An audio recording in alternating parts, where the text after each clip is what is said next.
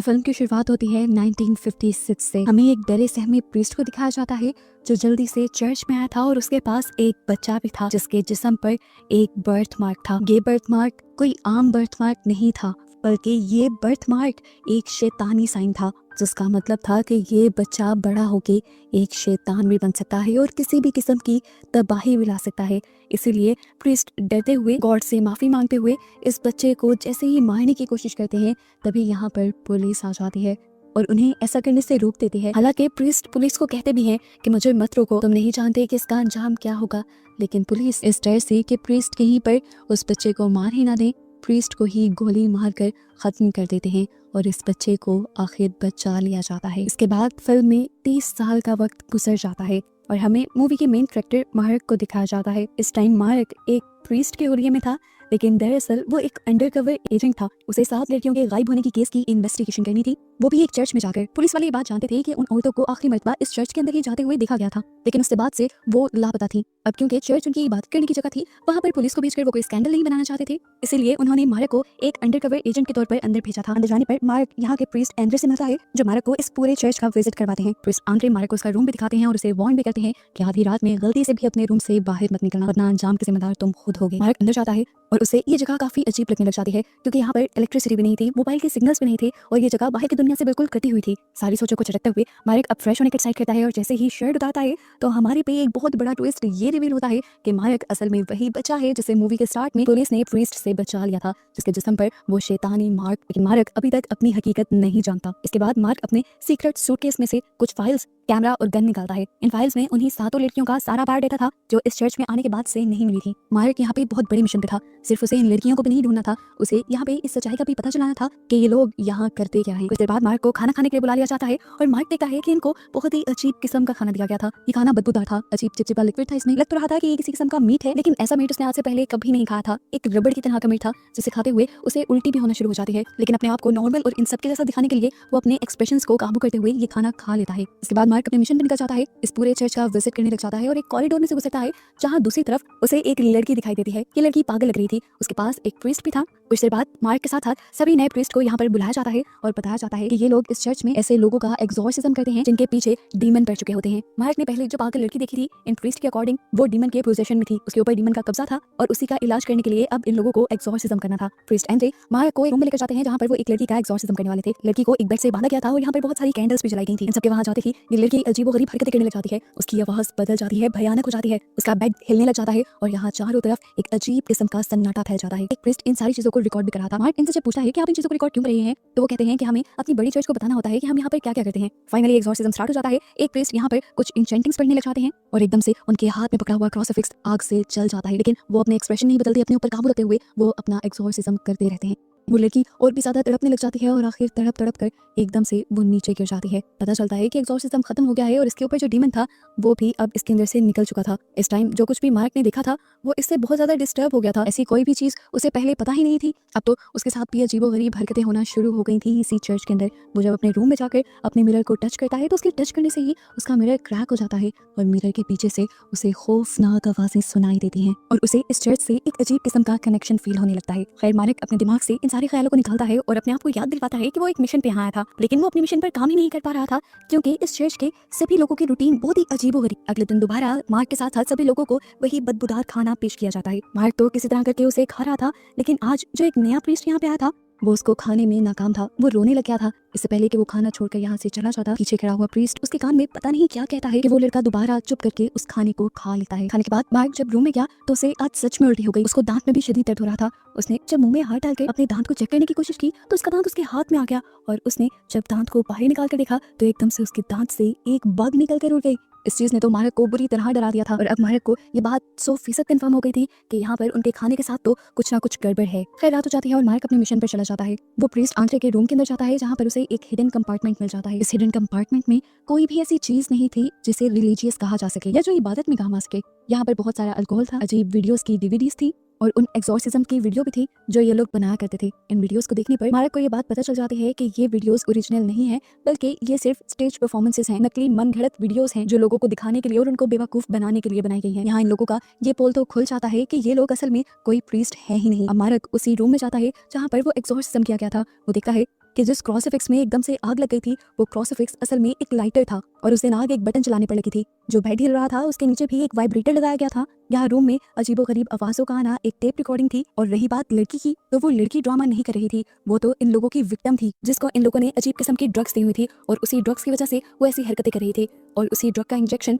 Mark को bed के नीचे से मिल भी जाता है। खैर अब अगली सुबह हो जाते हैं, ये लोग अपने रूटीन के मुताबिक चर्च में इकट्ठा होते हैं। यहाँ पर इन सबको प्रेयर्स करनी थी। आज प्रेयर करने की टर्न मार्क की थी। मार्क इंग्लिश में प्रेयर करता है तो ये सब उसे लैटिन में प्रेयर करने को कहते हैं और फिर उसे साइड पर भेजकर यहाँ पर प्रेयर्स की जगह कुछ और ही पढ़ा जाने लगता है। दोबारा खाने के लिए उन्हें वही बदबूदार गोश्त दिया जाता है जिसे आज तो खाने पर उसे पहली बार में ही उल्टी हो गई थी। आज वो पूरी तरह समझ गया था कि ये चर्च कोई आम चर्च नहीं है, ये झांसा है और उसे लगता है कि यहाँ पर उसकी जान को भी खतरा हो सकता है। इसलिए वो यहाँ पर उन सारी फाइल्स को जला देता है जिससे ये पता चल सके कि वो यहाँ किसी चीज़ की इन्वेस्टिगेशन करने आया था। अपनी गन और कैमरा लेते हुए वो यहाँ से भागने की तैयारी करता है। इससे पहले कि वो निकल जाता वो देखता है कि कुछ प्रीस्ट यहाँ पर एक कब्र बना रहे थे। ये उसी लड़की की कब्र थी जिसका इन्होंने पिछले दिन एक फेक एग्जॉर्सिज्म किया था। ये सीन मार्क को बाहर जाने से रोक देते हैं और अब वो फैसला कर लेता है कि वो इन सारी चीजों के पीछे का सच जान कर ही रहेगा। वो अब उसी एरिया में जाता है जहाँ पर उन पागल लोगों को रखा गया था। यहाँ पर एक प्रीस्ट उसे ये खबर देता है कि यहाँ सभी लोगों को मालूम है कि मार्क यहाँ पर किसी चीज की इन्वेस्टिगेशन करने के लिए आया है। ये प्रीस्ट उसे बताता है कि मैं जान गया हूँ कि तुम यहाँ से भागने की अब कोशिश करोगे, लेकिन यहाँ से भागना इतना भी आसान नहीं, क्योंकि मैं भी यहाँ पर तुम्हारी ही तरह इन लोगों की बातों के झांसों में आ गया था। लेकिन फिर मैंने यहाँ से बहुत भागने की कोशिश की लेकिन आज तक भाग नहीं पाया। अब जब मार्क देखता है कि ये आदमी उसके साथ हमदर्द है और उसके बारे में इतना कुछ जानता है तो मार्क खुद भी उसे अपनी सारी सच्चाई बताने लग जाता है। वो बताता है कि मैं पोलिश पुलिस का एजेंट हूँ, यहाँ पर इसलिए आया था क्योंकि यहाँ से 7 लड़कियां गायब हुई थी और उनमें से एक लड़की वो भी थी जिसका एग्जॉर्सिज्म आप लोगों ने मेरे सामने किया और उसे मार दिया। यहाँ पर प्रीस्ट मार्क को ये सच्चाई भी बता देता है कि ये सारे एग्जॉर्सिज्म फेक होते हैं और पैसों के लिए किए जाते हैं। ये एग्जॉर्सिज्म एक टीवी शो के लिए होते हैं जहाँ से इस जगह को बहुत सारी फंडिंग मिलती है। बात सुनकर मार्क को बहुत ही ज्यादा दुख होता है। मार्क यहाँ से कहता है कि अगर तुम मेरी मदद करो इस केस को सॉल्व करने में तो मैं तुम्हें भी यहाँ से निकाल कर ले जाऊंगा। ये आदमी यहाँ कुछ नहीं कहता और मार्क अब दोबारा से अपनी इन्वेस्टिगेशन जारी रखता है। रात होते ही वो यहाँ की बेसमेंट में जाता है। ये जगह उसके डरने के लिए काफी थी क्योंकि इस जगह पर बहुत सारे इंसानों के ढांचे रखे हुए थे।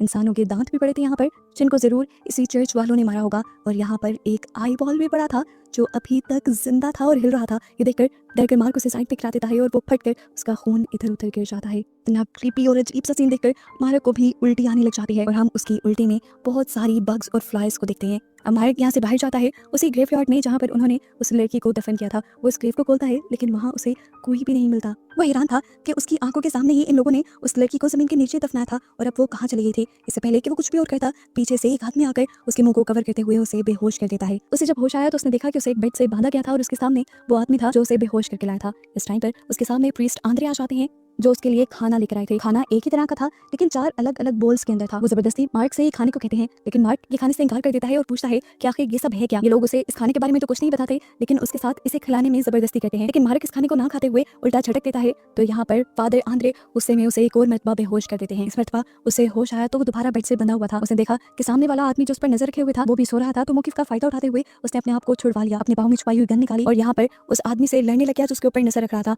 इनकी फाइट काफी अच्छी चली और आखिर डेविड जीत गया और उसे शूट करके मारने में कामयाब हो गया। जिसके बाद वो गया यहाँ के किचन के अंदर ये जानने के लिए कि वो खाना क्या है जो आखिर से खिलाया जा रहा था और किचन का हाल देखकर वो शॉक रह गया क्योंकि जैसा वो सोच रहा था हकीकत उससे भी कहीं ज्यादा खौफनाक थी। उसे असल में उन्हें लड़कियों का गोश्त खिलाया जा रहा था जिन लड़कियों को यहाँ एग्जॉर्सिज्म के नाम पर मार दिया गया। इतने में पीछे से अब दोबारा वही प्रीस्ट यहाँ आ जाता है जो पहले भी मार्क के साथ काफी अच्छा था। वो उसे हकीकत बताता है कि तुम यहाँ पर उन 7 औरतों का गोश्त खा रहे थे जिन्होंने अपनी जिंदगी में सबसे ज्यादा बुरे काम किए हैं। तुम्हारे साथ हमें भी यही गोश्त खिलाया जा रहा है। ये बातें सुनकर मार्क डर जाता है और अब इसी आदमी को गन पॉइंट पर लेते हुए वो कहता है कि मुझे इस चर्च की लाइब्रेरी के अंदर लेकर जाओ। इस आदमी को मार्क की बात माननी पड़ी और अब वो मार्क को एक बुक दिखाता है जिसमें इस चर्च के बारे में लिखा हुआ था और यहाँ से मार्क को एक सबसे बड़ी हकीकत पता चलती है कि ये चर्च एक चर्च थी ही नहीं, ये लोग तो किसी कल्ट का हिस्सा थे और इस बुक को फॉलो करते थे जो बुक डीमंस पर लिखी गई थी। इसके अंदर लिखा गया था कि हर 800 साल बाद एक डिमोनिक बच्चा पैदा होता है जिसके जिस्म पर एक खास किस्म का निशान होता है जैसा निशान मार्क की भी बॉडी पर था। अगर उस बच्चे को 7 ऐसी औरतों का गोश्त खिला दिया जाए जिन्होंने बहुत ज्यादा बुरे काम किए हों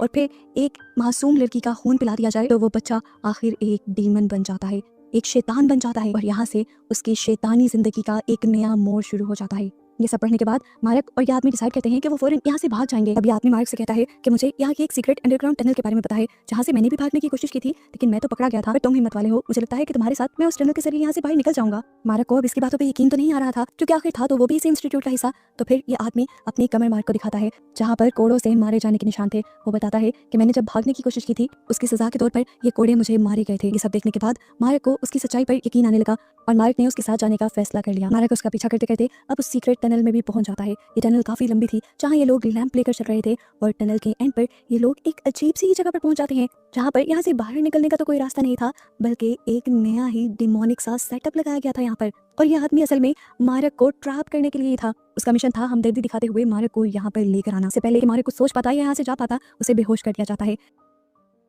यहाँ पर हम सभी लोगों को रेड कलर के गाउन्स में देखते हैं। मार्क को जब होश आता है तो वो देखता है कि उसे एक दरख्त से लटका दिया गया था और उसके हाथों को खींचकर बांधा गया था। उसके मुंह पर भी अब कपड़ा बांध दिया गया था। प्रीस्ट आंद्रे और सभी लोग अब मार्क को वो सच्चाई बताते हैं जो उसने सोची भी नहीं थी। मार्क का एक केस की इन्वेस्टिगेशन के लिए यहाँ आना तक प्लान था। ये सब जो कुछ हुआ, जो कुछ मार्क ने देखा, वो वही देखा जो इन लोगों ने चाहा। वो बताते हैं कि हमने सदियों इंतजार किया उस बच्चे का जिसके जिस्म पर ये निशान हो और जो चांद ग्रहण के वक्त पैदा हुआ हो, क्योंकि ऐसा बच्चा एक इंसान नहीं बल्कि पैदाइशी शैतान होता है। आंद्रे बताता है कि इस टाइम उसे जिस पत्थर पर रखा गया है उसके नीचे एक कुआं है और वो कुआं असल में जहन्नुम का दरवाजा है जिसे ये लोग सालों से प्रोटेक्ट करते आ रहे हैं। वो बताता है कि हम प्रीस्ट नहीं हैं और ना ही खुदा को मानते हैं, हमारा आका शैतान है और हम उसके गुलाम, और मार्क को खास चुना गया है उनके लिए। अब ये लोग अपना रिचुअल शुरू करते हैं। मार्क के सामने एक बेचारी मासूम सी लड़की को लाया जाता है और उसका गला काटकर उसके खून के प्याले भर लिए जाते हैं, जिन प्यालों में से एक एक करके ये सभी लोग एक एक घूंट लेते हैं, जिसके बाद जबरदस्ती मार्क के मुंह में ये खून डाल दिया जाता है और तब तक उसका मुंह ये लोग ऊपर करके रखते हैं जब तक मार्क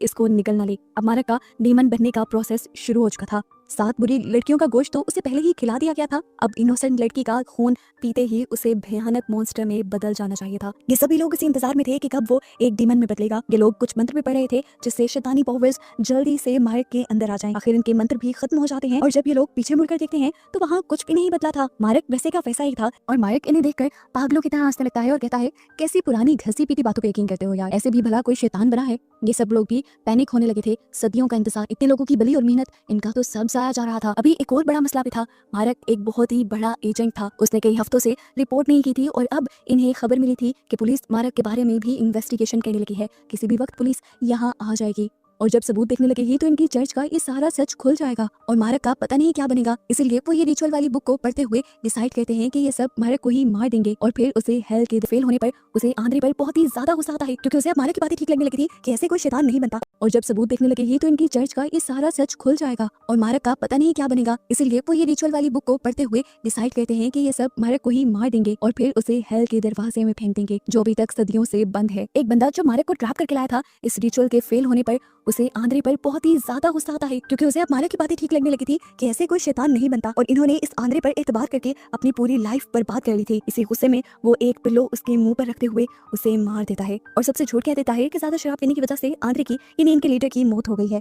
दूसरी तरफ कल के लोग उन लोगों की लाशें जला रहे थे जिनका मर्डर इन्होंने शैतान को सेक्रीफाइस देने के नाम पर किया था। सीन कट होकर दोबारा हम आंद्रे को देखते हैं जिसकी आंखें भी किसी ने बंद नहीं की थी। सभी उसकी मौत का तमाशा देख रहे थे और अचानक से उसकी आंखों के सामने यहाँ पर एक क्रूसीफिक्स उल्टा हो जाता है, जिसके बाद एक मक्खी उसके जिस्म पर बैठकर उस कुएं की तरफ जाती है जिसको ये हेल का दरवाजा कह रहे थे, जहाँ इन्होंने मार्क को फेंक दिया था। वो मक्खी मार्क की बॉडी में चली जाती है। उसकी मरी हुई बॉडी को झटका लगता है और यहाँ एकदम से उसकी आंख खुल जाती है। अब उसकी बॉडी अजीब तरह से मुड़ने भी लगी थी। उसकी बॉडी के कई हिस्से बदलने लगे थे। उसके मुंह पर बड़ी बड़ी वेन्स आ गई थी और पूरा मुंह नीला पड़ चुका था और ये सब तो अब कोई नोट ही नहीं कर रहा था। सीन कट होकर हमें आंद्रे के फ्यूनरल को दिखाया जाता है, जिसे जो बंदा कर रहा था एकदम से उसकी बॉडी हवा में लटक जाती है। उसका सर फटकर उसमें से मक्खियां निकलती हैं और देखते ही देखते पूरी बॉडी उसकी मक्खियां बनकर उड़ जाती हैं और वो मर जाता है। और तब यहाँ पर एंट्री करता है असल डीमन यानी मार्क, जो पूरा अब डीमन बन गया था। इनका रिचुअल गलत नहीं था, बस ये इंतजार न कर पाए। मार्क को देखकर जितने भी लोग डर कर यहाँ से भागने की कोशिश करते हैं वो सबको उल्टा लटका देता है, उल्टे क्रूसीफिक्स की तरह। जिसके बाद हमें बाहर का माहौल दिखाया जाता है जहाँ अब काले बादल छा चुके थे और साफ जाहिर था कि अब दुनिया को इस शैतान की तबाही से रोका नहीं जा सकता। और बस यही सब दिखाते हुए ये मूवी यहाँ पर खत्म हो जाती है।